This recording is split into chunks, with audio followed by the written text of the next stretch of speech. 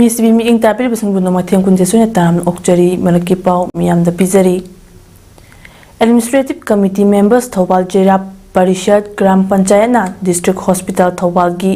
ENT Department ta mathau taba medical equipment sing ngasi Deputy Commissioner Thobal gi khutang da kudol tamkre.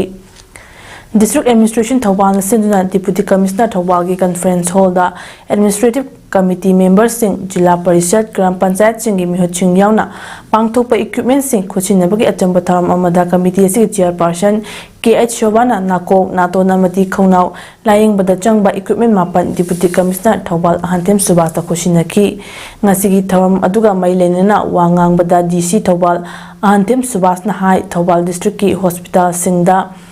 Anna Laying Chatabada Kusukulai Kayagi Awat Palaiba Sing Adu Kharata Orbasu Mateng Pangbinaba District Asigi Administrative Committee Chairperson KH Sobada Haijaki Badagi Ngasigi Mamayam Laba Equipment Sing Asi Kutol Tamnakpani Kulai sing asina ENT ga mailai na ba laying sing da chawna mating oirigani district asigi mioi singna nga maru pallaga Jenims Rims ta chatlaga laying lamba dusu chatlaroi hospital asi Manipur gi manungda khwaidagi mathau ninthina tawba hospital amani nongmada OPD ticket ta patient lisingam henel laying ba yauri Maramasna district asigi miyam gi damakta ana laying da changba khosukulai sing 100 ba khakta da lapna chatuna patient sing da awaba kaya mayok nariba sing adu kokhanba ngamgani makhata nasu pukchil charba singna mateng pangbiu hospital asigi doctor sing staff sing nasu patient sing gi damakta kathokpa magalolena mathau tawbiu haina appeal tawki ngasigi equipment khudol tambagi thawamaduda CMO Thobal Dr. Wainokul Assistant Commissioner Thobal Arvin Hanglem IAS District Hospital Thobal gi Medical Superintendent W. Ruhini Kumar District Hospital asigi ENT Department ki Dr. Pinky Nachingba kaya su saryaki panbayai ngasi khushina kiba medical equipment sing adudi sinuscope 4mm 0 degree 175 mm sinuscope 4mm 70 degree 175 mm HD endoscope camera rigid esophagoscope foreign body coin forceps suction tip SS hypopharyngoscope endoscopy LED light source 100 watt amadi fiber optic cable 4.5 mm 2.3 meter ni hairi District Hospital ama leibagi mathau chapchana tawhan laba kanda da ekhoigi government na ju district hospital inkhalizi district sida naba ayaba gaidi Imphal lomda kaida laktraga sida asomda ju patient lot handaraga sida tawhanna bai nei koigi honna bane hai tare sigi honna ba sida mayam thawai yaubi raga ekoi da mateng pangbira posiam nungai ekoi makha ta na su ekoi gi level lagi angam ba dum ekoi mateng pangminna ba honna gi si district hospital ama leibagi Hauji lamna masita thok libeirang asiga mailenana asopan yaurpa matamda state asida leiriba tongan ba ambulance mpham adu tana changshinduna sokpasingbu lokthokpaga loinena hospital jongna puriba ngaktani tha sigi mapanda Thobal SP gi office mamang da thokiba mahairui sing khongjang aduda asokpasing lokthokpa changluba district hospital Thobal gi ambulance ta nungna thajinduna thugarak pamari driver buna asopan nangalakiba adu laibak thibani matungda amuk hana thokhanbiganu haina chief medical officer Thobal Dr. Wainokul amadi district hospital Thobal gi medical superintendent Dr. W. Ruhini Kumar anina fongdorakli ngasi CMO Thobal gi office ta paumi singa unabada wafam asi fongdokladuna Dr. Wainokul amadi Dr. W. Ruhini Kumar na hai Thobal district hospital asigi amatangai ba advanced life support ambulance asina ngasi fawpa thokliba irang asida mateng pangduna laklibani Irang asida sokle haibaga amadi kawrakpaga tawfam thokpani khanna changchinduna mateng pangtuna lakpani asokpa kudingmak kannaba honnaba haibasi ambulance ki mathau oibana numit asida su SP gi office ta asokpa yaure haibadagi lawthokluraga tholakpada ihau hauriba miyamna nungna thajinduna ambulance manungda yauriba maru oiba potlamsing chu thuai khibani haiki nungna thajilaki ba khongjang loising adu masak khangdrabasu mahairui singdi yawa ukide haiduna thawdo asigi matangda police ta su FIR ama tawjakre adu moinamak ambulance ki driver singdi aki tujuma faure asigumba thawdo asna makoida psychologically harassment thokalle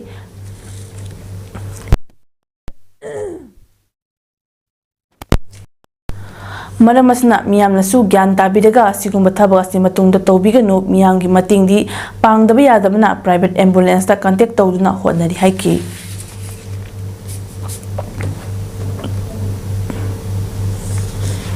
Mathabasi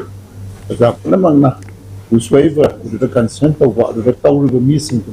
Yan Tabi Hereta, Matabus Amokana, Obidanava, Zamiamta, Petawali Moena, Wait while the key that the Yormaya, a country Kanakana, no Kanakana, where you don't have it. It's a woman by now to get it.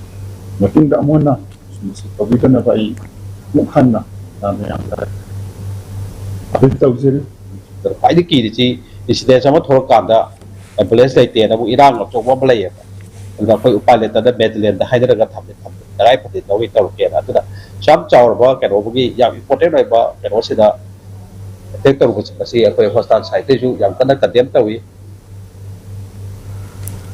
Manipur da thokli beirang asigi oiba agitation tawba matamda democratic oiba mong da tawbi haina Uripo apun balup ki General Secretary Samam Durbana fongdokre ngasi Manipur Press Club ki thangjing hall da pangthokiba pawgi mifam amada phamasi fongdok aduna Durbana hai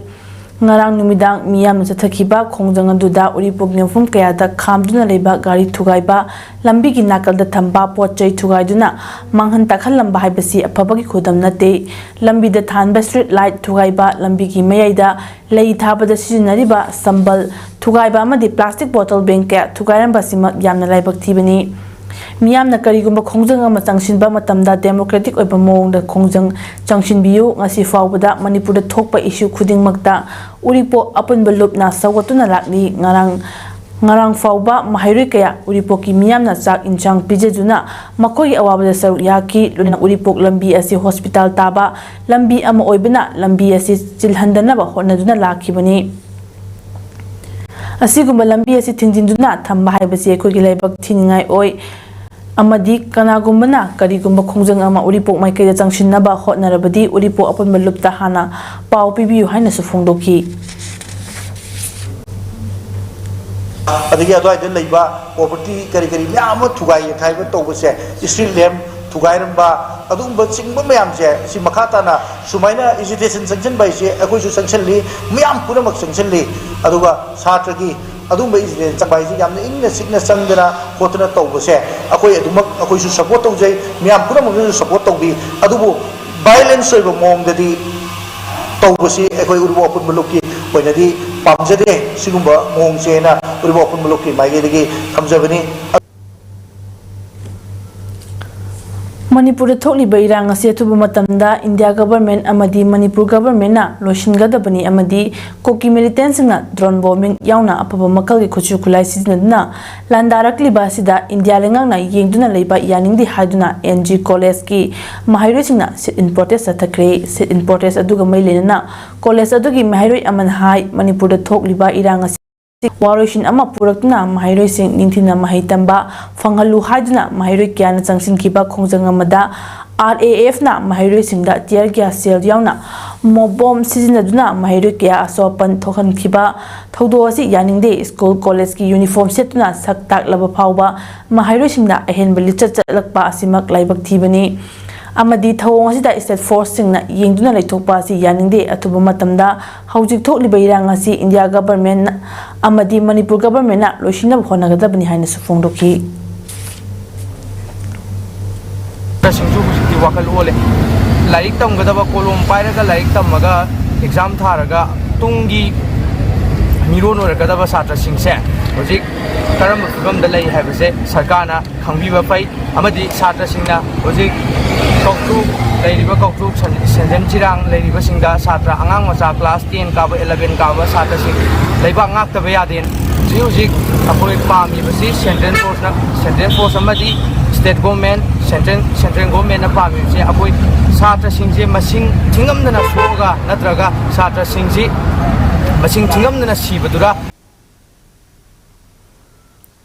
Kolom Padna Mahi Masin Tina Tamjagadaba Mahairi Singda Hujik Tokli Beirang Asina Piriba Chaiting as Yatuba Matamda, India government Amadi Manipur Lengakna, Loishinduna, Mahirising, Mahausago, Mahitamba Fangalu Haiduna, Kokomi students Frana, Senduna Standard College, Kongbagi, Mahirising, Kongjang Sang Kre, Kongjang Dugi Manung Chana, Manipur Totally Bayrang Sida, Aramba propaganda, Sandokpada, Chawataudan, Laudiba, Madi Iranga Sigi, Waroshin Amapurakna Bahona Bagi Mahuta Tumina Yenduna Lady by India Prime Minister Narendra Modi, Union Home Minister Amit Shah, Assam Rifles ki Hanagi DGPC Nair Amadi, Security Advisor Kuldeep Singh Mitam Sadna Mai Thakre.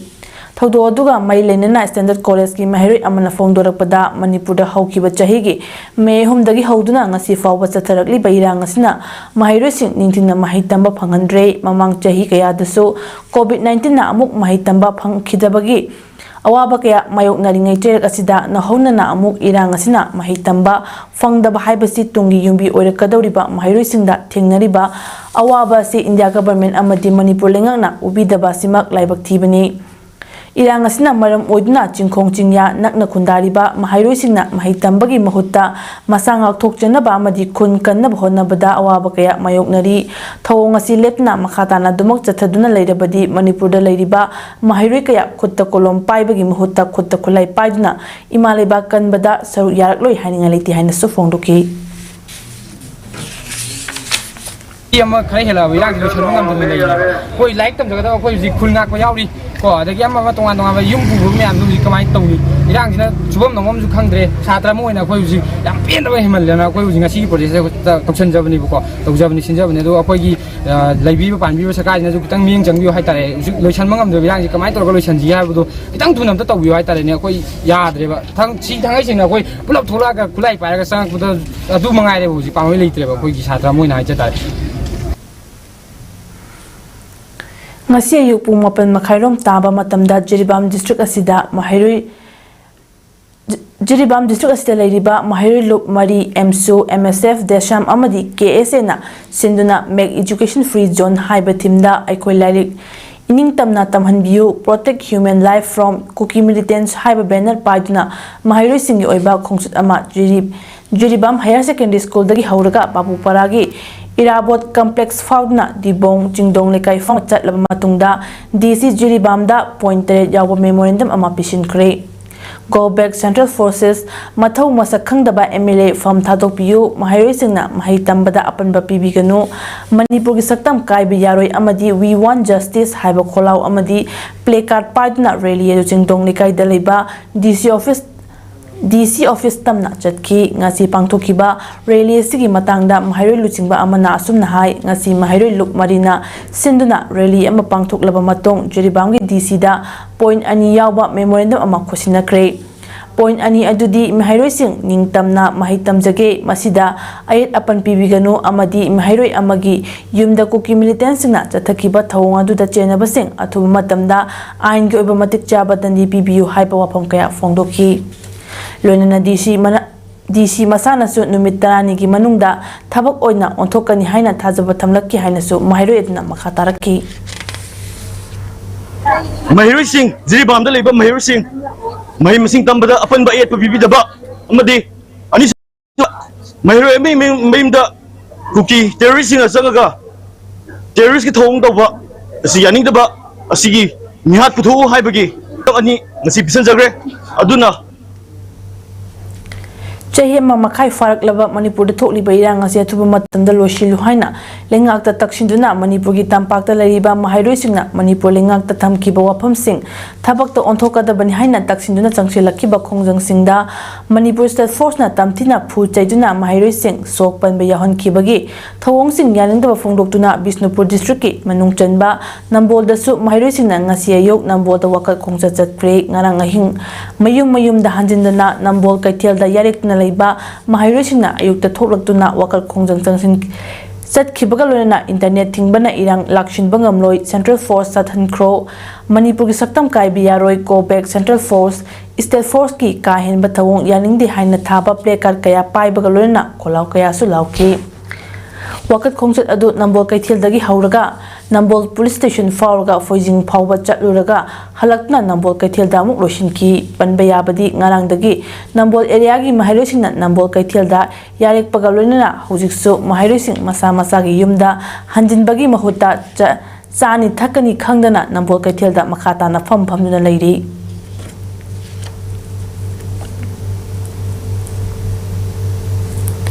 Maraki pau pijama ta ase losinjari mi ing tabir basing bu kurumjari